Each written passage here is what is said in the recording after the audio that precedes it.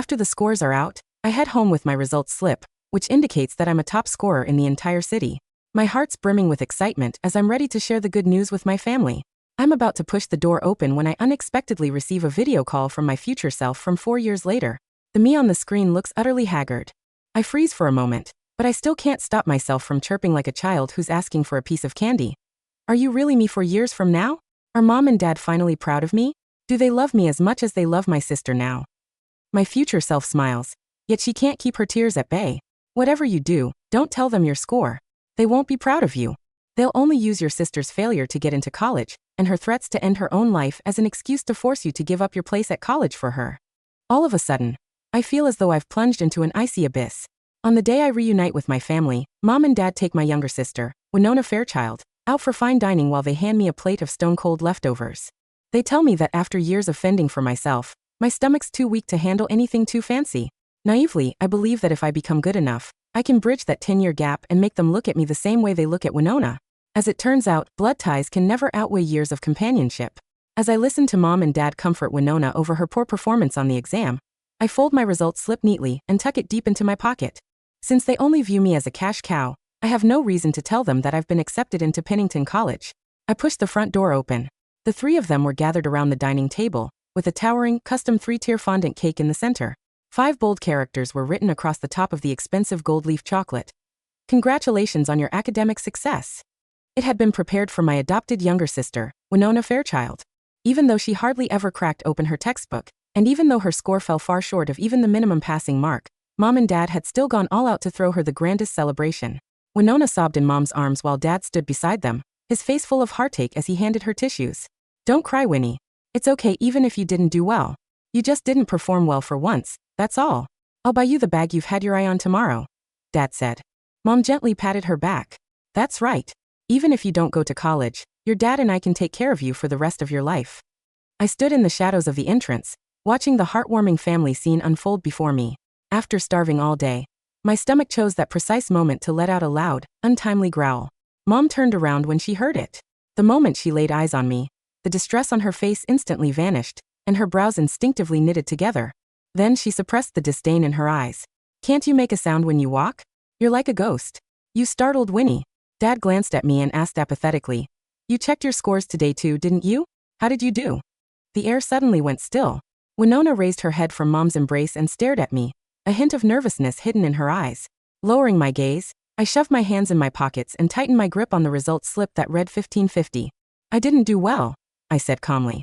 I barely made the cut for a community college. As soon as my words fell, I clearly saw Mom and Dad breathe a sigh of relief.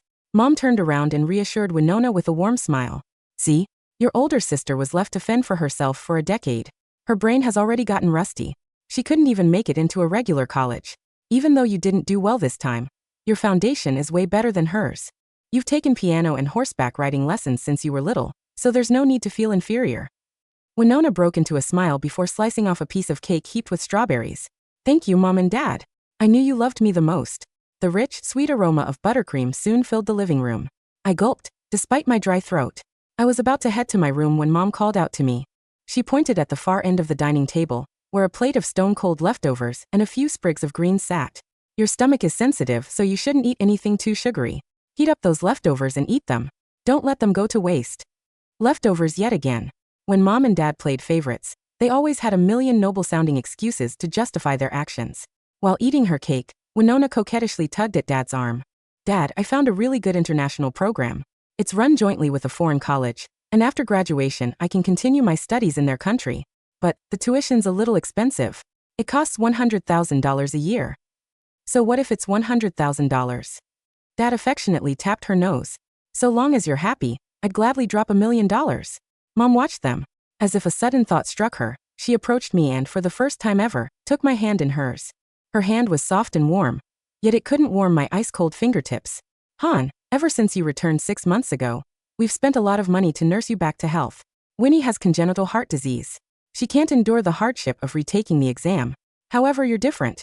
You've been out on the streets for a decade. What kind of hardship haven't you endured? Mom paused before deciding my future for me, as if it were the most natural thing in the world. Community college won't get you anywhere, so you shouldn't bother going through with it. Tomorrow, I'll have your father pull some strings and get you a summer job at an electronics factory on the outskirts of town. Work hard, take on more night shifts, and you'll be able to earn enough to cover your sister's first-year dormitory fees." Having said her piece, Mom didn't even give me a chance to refuse. She let go of my hand, turned around, pulled out a wet wipe, and lovingly wiped away the cream from the corner of Winona's mouth. It was as though sending me to slave away on an assembly line was nothing more than a trivial matter. Noticing I was still frozen in place, Dad frowned and urged me, "Why are you still standing there? Go pack up your belongings and get ready for the factory. They provide food and accommodation there. Work hard and don't embarrass us." Winona was still beside them, clutching her iPad and fussing over which designer bag, worth tens of thousands of dollars, she should get for her enrollment. I lowered my head to look at the white canvas shoes on my feet. Winona had worn them until she no longer wanted them. The edges were already worn through with holes, and I could even vaguely see my toes, which had turned red from being squeezed inside. I looked at the three of them, basking in their happy family moment, and my vision started to blur. Before the waterworks could begin, I spun on my heel and rushed back to my room. It was a cramped storage room without even a window. Aside from a hard bed and a peeling, chipped desk, there was barely enough space to fit anything else. The moment I closed the door, my phone, which was in my pocket, vibrated. I had received a text message. "Dear Hannah, this is the admissions office for Project Pyre, the highest-level confidential program at Pennington College. Your special admissions dossier has been reviewed, approved, and secured. Please remain reachable. A private vehicle will be dispatched to pick you up and escort you to the program at the end of the month." Staring at the message, my heart missed a beat. Just then, my phone screen suddenly lit up. That familiar video call connected once again. My future self was sitting in a dimly lit basement on the screen. Without uttering a word, she slowly raised her hands. They were a pair of calloused hands with swollen joints. The index and middle fingers of her right hand had even been severed from the base. "Do you see this?" she rasped. "If you back down this time, this will be your fate. Back then, you were soft-hearted. You told yourself, at the end of the day, they were still your biological parents. Thus, when they cried, made a scene, and threatened to take their own lives, you yielded your college admission to Winona. They didn't give you a single dime. Winona, on the other hand, took your test scores, assumed your identity, and shone brilliantly at Pennington College. Meanwhile, you spent your days tightening screws on the assembly line, and your nights pulling all-nighters to help Winona write her thesis. Hannah, you thought compromising would earn you their love, yet all they ever did was bleed you dry. Even the compensation you received for losing your fingers was snatched by them to buy Winona a limited edition bag." The video abruptly cut off. I collapsed onto the rigid wooden plank bed, completely snuffing out the last trace of hope I had held onto for this family. Early the next morning, I left home at first light to go to school to confirm my college choices and sign the confidentiality agreement. The moment I left, Winona snuck into my room. Initially, she wanted to rifle through my belongings to see if I had stashed away some money, yet she stumbled upon my report card for the last mock exam. I'd come close to a perfect score on every single subject. Winona panicked because she was well aware of what this meant. If I'd actually made something of myself, if I genuinely got accepted into a prestigious university, our parents' scale would tilt sooner or later. The position she had held as the family's golden child for 10 years would collapse like a house of cards. Gritting her teeth, she picked up a utility knife from the desk and made a razor-thin cut on her finger. She smeared the blood onto the back of my exam paper and wrote a bloody letter. Hannah had such good grades, yet she deliberately pretended to get into community college just to mock me. I know I don't deserve to be Mom and Dad's daughter. I'll give my place back to her. I'll leave. Once she was done, she lay weakly on the floor and began wailing at the top of her lungs. After confirming my admission documents, I returned home at noon. As soon as I pushed the door open, before I could even kick off my shoes, a slap cracked across my face. The force sent me staggering backward, my back slamming hard against the shoe cabinet. A loud ringing filled my ears, and I tasted the metallic tang of blood in my mouth. Clutching my cheek, I looked up, only to meet Mom's eyes. They were filled with hatred, as if she wanted to skin me alive. "You ingrate, do you have to push your sister to the point of no return before you're happy?" Mom's voice was high-pitched and harsh, light years away from the loving front she usually put on in front of me. Dad stormed out of my room with the review materials I had organized and several physics books that I treasured the most. The very next second, he tossed all of them onto the floor. The pages were strewn across the floor, ruthlessly trampled under his shoes, leaving behind a trail of black footprints. What's there to brag about getting into some worthless community college? How dare you leave your mock exams out just to rub them in Winona's face? Dad trembled with anger. After spending 10 years on the streets, is this all you've learned? These underhanded tactics? Winona's wrist was wrapped in thick gauze as she leaned against the couch and wept. "Dad, Mom, don't blame Hannah. It's all because I'm stupid. I'm not as smart as her. I don't deserve to stay in this family. The more she played the victim, the more Mom and Dad glared at me as if I were their enemy. I wiped away the blood from the corner of my mouth, looking at the utter mess on the floor. All of a sudden, I found the situation sickeningly absurd.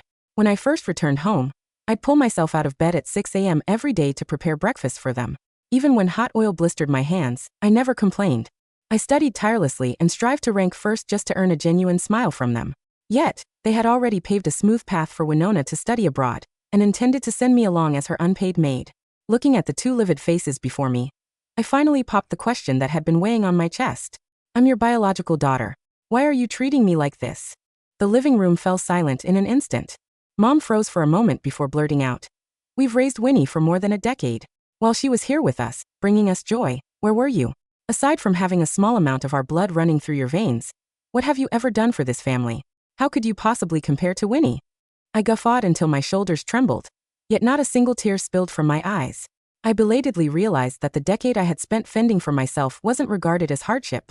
It was seen as my fault because I hadn't contributed anything to the family. Dad's expression hardened, and he was about to reprimand me when the landline rang.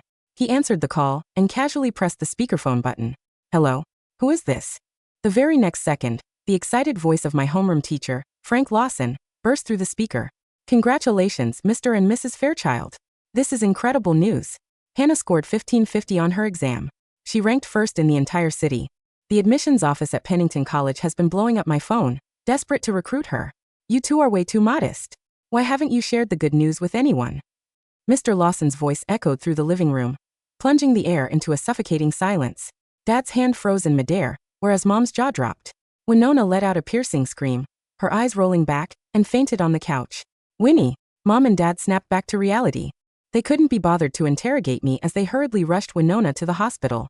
2 hours later, I was called out into the hospital corridor. Mom's and Dad's attitudes had undergone a complete 180. Gone was their previous arrogance, along with the slaps and insults. Dad pulled out a debit card from his coat and handed it to me.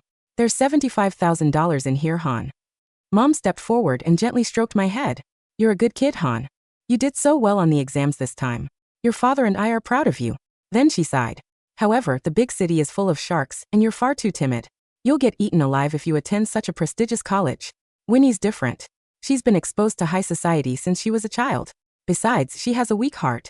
If she doesn't get into a good college this time, she won't be able to handle it." Mom paused before revealing her true intentions. "I think you should give Winnie your identity and your academic records, and let her take your place at Pennington College. We'll give you these $75,000 instead. From now on, your father and I will send you living expenses every month and support you for the rest of your life, okay?" Dad chimed in coldly from the side. "During the decade you weren't by our sides, Winnie was the one who cared for us and fulfilled the role of a daughter. Don't be ungrateful. This is what you owe her. Now it's time for you to repay your debt." Looking at the debit card, I found it ironic. I owed Winona? No one cared about how I had survived the bitter cold winters in those 10 years I spent wandering the streets. Nor did anyone care about how many dishes I had washed in restaurants just to afford a single revision book. As I gazed at the debit card, the image of my future self's fingers, crushed by a machine in the video, flashed through my mind. I took a step back, dodging Mom's hand. "Okay," I responded calmly. The moment I agreed, Mom and Dad shoved the debit card into my hand, beside themselves with joy. They turned on their heels and rushed into the ward to hug Winona. They loudly discussed plans to throw her a grand celebration banquet for her college admission, inviting all their relatives, friends, and business partners. In the 2 weeks that followed, they devoted themselves entirely to preparing for the banquet, completely forgetting that I even existed. Even when I missed family dinners several days in a row, or spent my days packing up my belongings, they didn't spare me so much as a glance. It gave me the quietest farewell I could have asked for. The day before the celebration banquet, I left the house without a single thing they had bought me. I only took my passport and a few physics books. A sleek black sedan with a special license plate pulled up downstairs, and an escort from Project Pyre held the car door open for me. I got into the car and never looked back. Winona wore a haute couture gown on the day of the banquet, basking in the praise of all her relatives and classmates. "Winnie, you really were hiding your light under a bushel. You usually kept such a low profile, yet you ended up ranking first in the entire city. You're a lucky man, Liam. You've raised a child who's got what it takes to make it into Pennington College." Dad was glowing with pride as he was showered with compliments, looking incredibly pleased with himself. Winona lifted the hem of her gown and took the stage. She was about to deliver her speech when the doors of the banquet hall were abruptly pushed open. A postal courier marched in and called out, "The admission letter from Pennington College has arrived. Who's the top scorer?" The letter must be unsealed by the recipient herself. The entire hall erupted in an instant. Eager to show off, Dad even had someone turn on the projector in the banquet hall and place the admission letter on the display stand. "Come on, everyone. Let's witness my daughter's glorious moment together." Amidst a round of applause, Dad tore open the seal in one swift motion. The words appeared on the giant screen, displayed in crisp gold lettering against a red background. However, the moment everyone saw the recipient's name, the applause throughout the hall came to an abrupt halt. The admission letter read, "Congratulations on your admission to Pennington College, Hannah Fairchild." The silence in the banquet hall was not sudden. It was a slow, suffocating drop. An atmospheric pressure. The projector screen hummed faintly, casting the name Hannah Fairchild in 30-foot high, crimson and gold lettering across the polished marble floor. Liam Fairchild's hand remained frozen on the display easel, his fingers still clutching the shredded remains of the wax-sealed envelope. The proud, beaming smile on his face had congealed into a grotesque, paralyzed grimace. Beside him, my mother's glass of vintage champagne tilted in her grip, a pale yellow stream splashing over the hem of her $4,000 silk gown without her even noticing. "Liam?" Aunt Beatrice, sitting at the head VIP table, squinted through her diamond-studded reading glasses. "Who is Hannah? Isn't this party for Winnie? Did the printer make a typo?" "A typo? Yes, of course. A clerical error." Liam's voice cracked, leaping in octave as he frantically tried to block the projector lens with his broad torso. "You all know how bureaucratic these state universities can be. They mixed up the internal student registry. I'll call the admissions dean right now." "There is no clerical error, Mr. Fairchild." The voice came from the back of the hall. The postal courier who had delivered the letter had not left. Instead, he had stepped aside to make way for a tall, middle-aged man in a tailored charcoal suit with a silver lapel pin bearing the double helix and flame emblem of the State Department of Higher Education. Two armed security officers in dark tactical uniforms stood at his flanks. "My name is Director Hayes, Chief of Admissions Oversight for the Northern Collegiate Tier," the man said, his leather shoes clicking with rhythmic, terrifying precision against the parquet floor. "Project Pyre does not make typos. Every admission dossier is verified through triple-blind biometric data and central military-grade cryptographic encryption." Director Hayes reached into his leather briefcase, pulled out a laminated digital tablet, and tapped the screen once. The projector automatically mirrored his display. The screen flickered. A high-resolution scan of my National Examination Registry appeared before the 200 guests. Candidate ID 0944-1182HF. Name, Hannah Fairchild. Composite score 1550/1600, rank 1, Metropolitan Sector. Mathematics 800, perfect score. Physics and Applied Mechanics 750, perfect score. Admission status unconditionally accepted. Project Pyre, classified defense fellowship. Beneath my profile was a secondary, comparative file that Hayes brought up with an effortless swipe of his thumb. Candidate ID 0944-1183, WF. Name, Winona Fairchild. Composite score 620/1600, rank 48,210, subtier cutoff failed. The entire banquet hall erupted into a cacophony of gasps, dropped cutlery, and furious whispers. 620. Good God, that's barely enough to qualify for an online trade certificate. Didn't Liam just brag to the entire Chamber of Commerce that his daughter broke the city record? He took our congratulatory checks. Winona, standing in the center of the illuminated stage in her custom pink tulle dress, looked like a corpse dredged from an icy lake. The microphone, pinned to her collar, picked up the sound of her frantic, shallow hyperventilation. "No. Mom, make him stop." Winona shrieked, clutching her chest, her eyes darting wildly toward the exit. "He's lying. Hannah stole my answers. He cheated. My heart. Mom, my heart hurts." In the past, this exact performance, the trembling lower lip, the hand over the sternum, the faint gasp of breath, would have sent both my parents into a hysterical scramble, knocking over tables just to hold her hand and feed her imported nitroglycerin pills. But tonight, surrounded by the city's business elite, school board trustees, and camera crews invited to document their glorious family triumph, Liam did not move toward her. His face had turned from pale to an ashen, mottled purple. "Director Hayes," Liam stammered, stepping off the stage with his hands raised placatingly. "There's been a domestic misunderstanding. Hannah is Winnie's older sister. Hannah decided to give up her academic placement out of filial loyalty. We have an internal family agreement. Hannah signed the waiver." Director Hayes stopped 3 feet from Liam. He looked down at the desperate patriarch with eyes as cold as surgical steel. Mr. Fairchild, you seem to labor under the delusion that a classified national strategic research fellowship is a piece of private real estate that can be traded over a dinner table. Hayes turned to face the entire hall, his voice projecting with crystal clarity. Project Pyre operates under direct authorization from the National Science Council.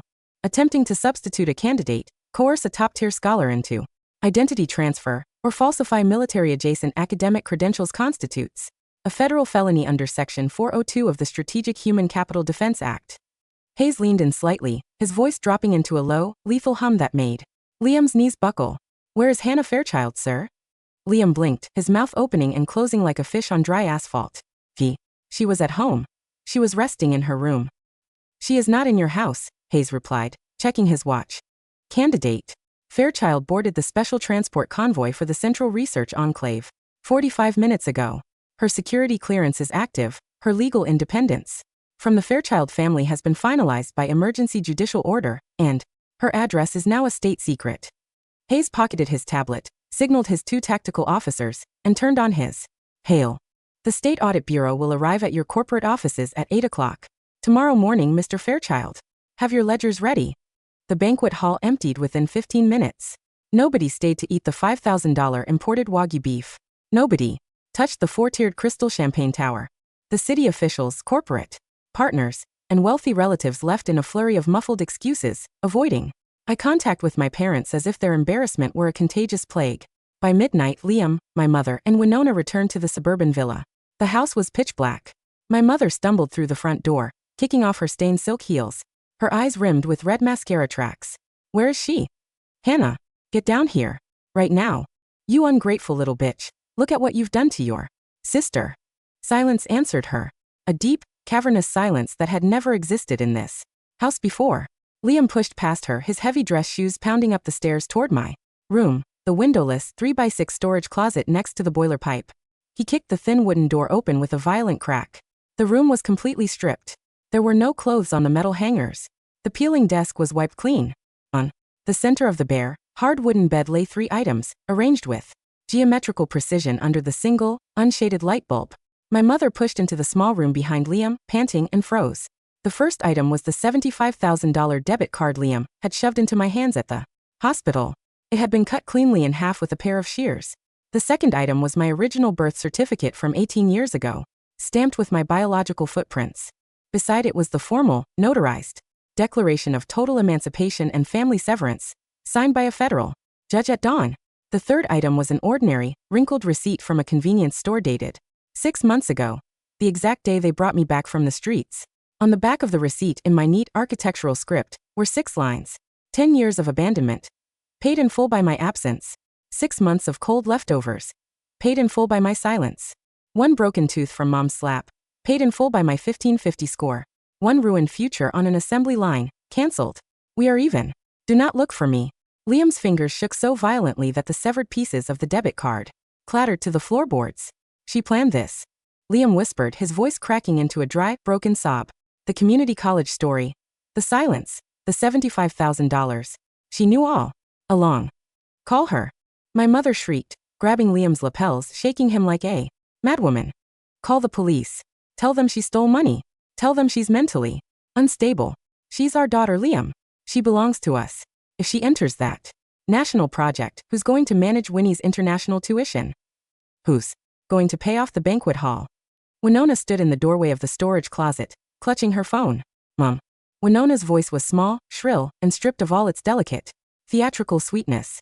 The school board just posted the announcement. My international joint program. They canceled my conditional offer because of the fraud investigation. And my classmates are posting the banquet video on TikTok. It has 2 million views. My mother turned around. For the first time in 10 years, she did not rush over to stroke Winona's hair. She did not bring out the imported vitamins or comfort her with promises of designer handbags.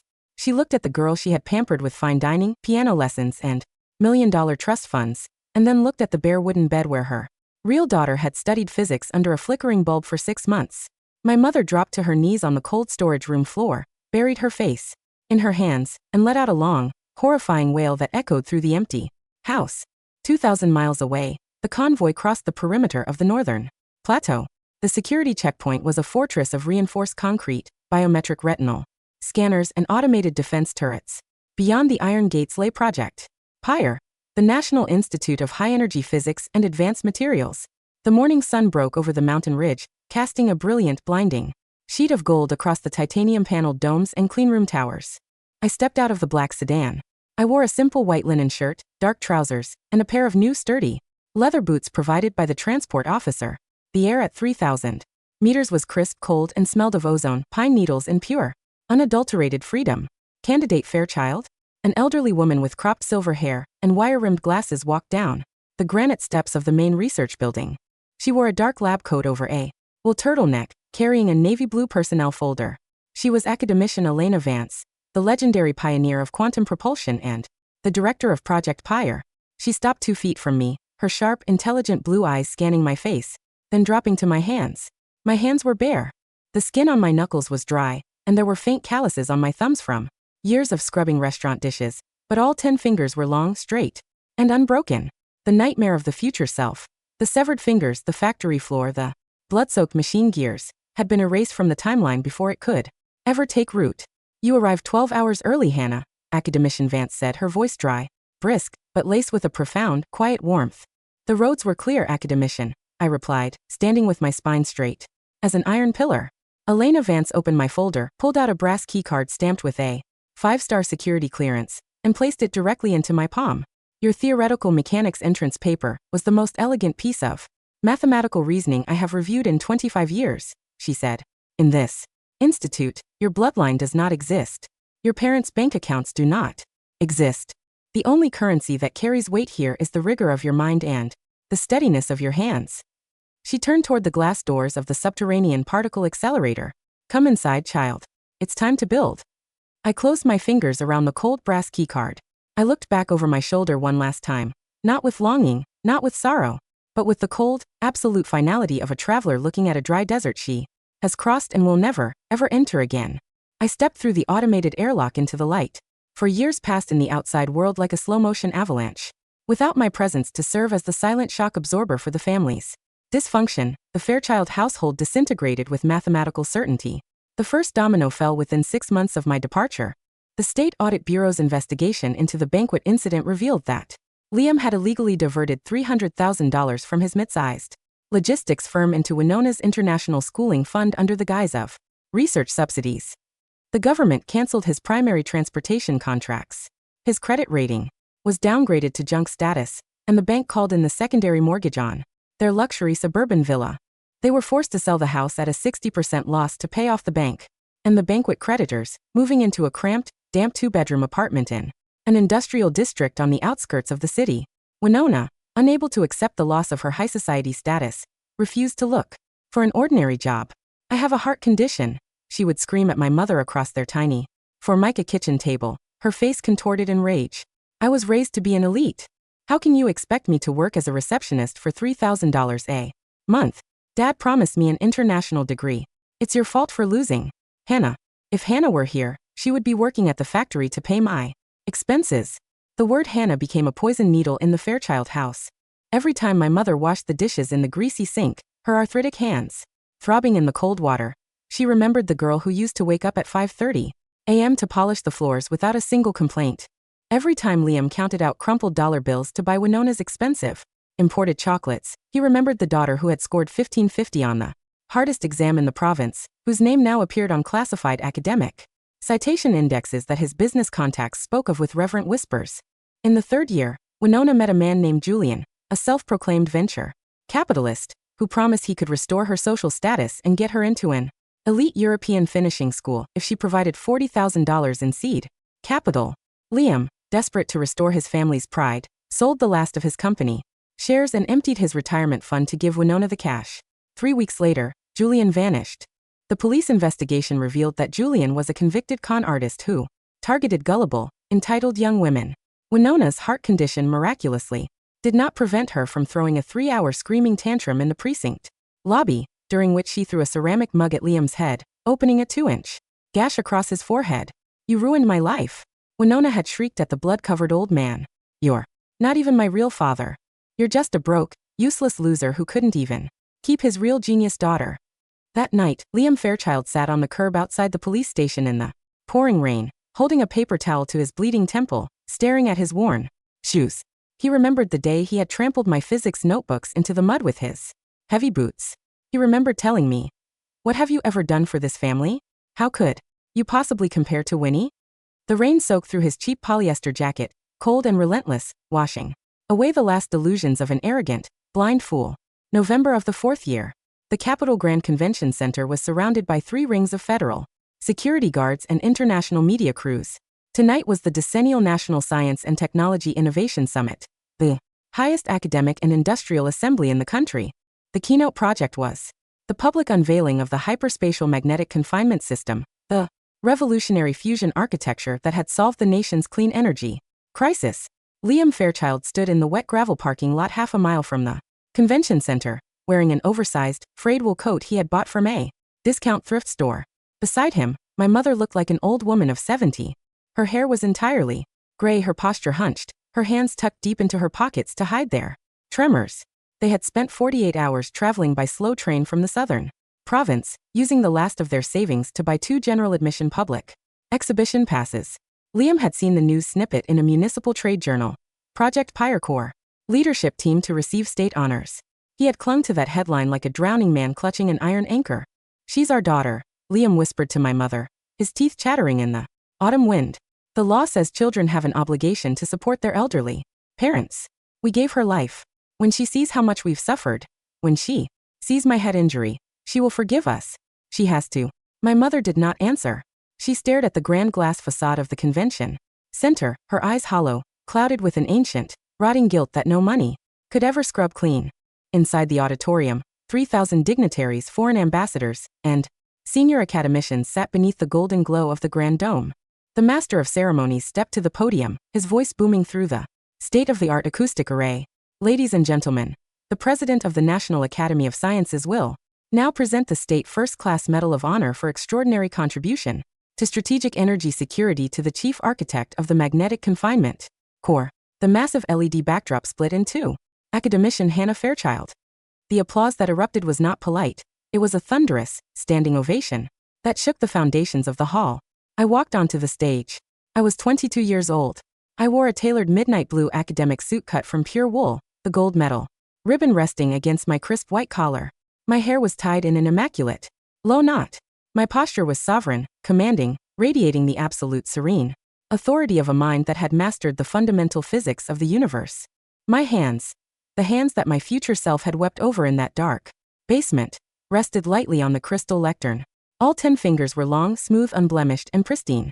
From the high-altitude gallery at the very back of the auditorium, where the public pass holders were packed together like cattle behind the glass partition, Liam Fairchild let out a strangled, animal sound. "Hannah." He lunged toward the glass, his dirty fingers clawing at the soundproof pane. "Hannah, it's Dad. Look at me. Dad is here." 2 armed security officers immediately stepped forward, pinning Liam's arms behind his back with effortless leverage, forcing him down onto his knees. "Sir, remain seated or you will be removed from the facility under federal disturbance protocols," the officer commanded. "She's my daughter," Liam screamed, tears pouring down his wrinkled, hollow cheeks, his saliva spraying across the glass. "That girl on the stage. I'm Liam Fairchild. I raised her. That's my blood." A middle-aged engineer sitting in front of him turned around, looked at Liam's frayed coat, his bloodshot eyes, and his hysterical face, and let out a dry, contemptuous laugh. "You're Academician Fairchild's father? Stop daydreaming, old man." Academician Fairchild's public dossier was declassified this morning. She grew up an independent orphan in the Southern District, surviving on municipal scholarships, until she entered Project Pyre. The engineer pointed to the giant screen on the stage. "If she were your daughter, you'd be sitting in the front row presidential box, not begging behind the third-tier glass in a $10 coat." Liam froze. The word struck him like an artillery shell. An independent orphan. She had erased them. She had not filed a lawsuit. She had not sought revenge. She had not used her immense state power to crush his pitiful little company. She had simply walked into the light and left them in the dark, treating their existence as nothing more than a clerical zero on a balance sheet. On the stage, I adjusted the microphone. I looked out over the sea of 3,000 scholars, leaders, and scientists. My gaze swept past the front rows, past the television cameras, and rested for a fraction of a second on the distant glass partition of the upper gallery. I saw the two figures being escorted away by security guards, one old man on his knees, weeping into the carpet, one gray-haired woman clutching her chest in the shadows. My heart rate did not increase by a single beat. My pupils did not flicker. I looked through them as if looking at two specks of cosmic dust drifting through a vacuum. Distinguished colleagues, I began, my voice clear, melodious, and carrying across the silence of the hall. Energy is the measure of a system's capacity to do work. In nature, when a weak system cannot sustain its own equilibrium, it collapses under its own entropy. A faint, beautiful smile touched the corners of my lips. Today, we have built a system that does not collapse. The auditorium erupted once again into deafening, boundless applause. At midnight, the summit concluded. I stood on the private observation deck of the Central Academy Tower, looking out over the capital city. The city lights stretched to the horizon like a sea of diamonds, reflecting off the clean, cold snow that had begun to fall over the mountain peaks. A warm cup of black tea steamed in my hand, smelling of roasted bergamot and dry cedar. My phone vibrated in my pocket. I pulled it out. The screen lit up with a video call notification from an unregistered number. I tapped the screen. The connection established. On the screen was a woman sitting in a bright, high-ceilinged laboratory, overlooking a sunlit garden. She wore a crisp white research coat. Her skin was radiant, her eyes clear and unclouded by tears. She raised both hands to the camera, 10 long, slender, whole fingers holding a fountain pen. She looked at me through the screen, her lips curving into a soft, transcendent smile. "Hannah," the future self whispered. "I'm here," I replied. "You didn't give up your score," she smiled, a single tear of pure luminous joy slipping down her cheek. "You didn't go to the factory. You didn't write her thesis. You didn't lose your hands." "I went to Pennington," I said softly. "I built the core." The woman on the screen looked out her window at the golden morning sun rising over her horizon. "Thank you, Hannah," she said, her voice growing fainter, shimmering like morning mist in the clean wind. "Have a beautiful life." With a soft golden flicker, the image on the screen dissolved into pure light, leaving only the dark, reflective glass of my phone. I slipped the phone back into my pocket. I took a deep, full breath of the cold mountain air, feeling the steady, powerful rhythm of my own heart beating beneath my ribs. The snow fell softly over the world, white and pristine, burying every old footprint, every ancient tear, and every bitter word, leaving only a wide, infinite road stretching out toward the dawn. I turned toward the warm lights of the laboratory, stepped through the double doors and walked into my future,